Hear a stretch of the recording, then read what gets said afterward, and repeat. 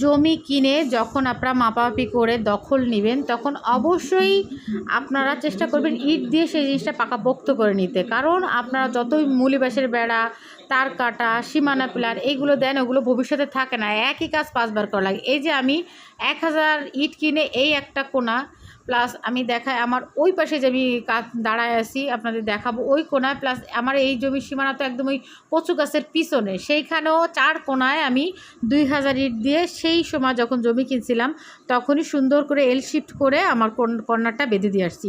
যার জন্য এই যে এই কর্নারটাও আছে, যার জন্য আমার দেখা যায় যে আর 5 বার 10 বার বারবার ওই বেড়া বলেন, সীমানা পিলার কাত হয়ে যায়, বেড়া দিলে ভেঙে যায়, তার কাটা দিলে মানুষজন ছুটায় ফাঁকা করে তার ভিতরে চলাচল করে, এই সব ঝামেলা আর থাকে না। তো অবশ্যই চেষ্টা করবেন যে এভাবে সীমানা পিলারগুলো করে দিতে পারেন ইট দিয়ে, তাতে করে মজবুত থাকবে, সব শক্ত থাকবে। আর আপনি যখন ভবিষ্যতে কাজ করবেন তখন লোকজন এসে গ্যাঞ্জাম করতেও পারবে না। কারণ যে আমি নতুন করে পাঁচিল করছি, কিন্তু পূর্বের যে আমার সীমানা পিলার করছিলাম ইট দিয়ে, ওটা কিন্তু আমি ভাঙি নাই, যার জন্য কেউ একটা টু শব্দও করেনি। দেখছে যেমন মাপা ছিল তার উপর দিয়ে আমি কাজ সেরে গেছি। তো অবশ্যই যখন আপনারা এভাবে কোনা বেঁধে দেবেন ইট দিয়ে, তা পাকাপোক্ত করে দিবেন। কারণ দেখা যাবে আপনি ভালোর জন্য করতেছেন, আর কেউ করবে না, কিন্তু যখন আপনি নতুন করে কাজ করতে যাবেন স্বাভাবিকভাবে আপনি চিন্তা করবেন এটা অনেক বছর হয়েছে, পুরনো হয়েছে, তো আমি এটা ভেঙে নতুন করে এরপর মানে একই জায়গা থেকে করব।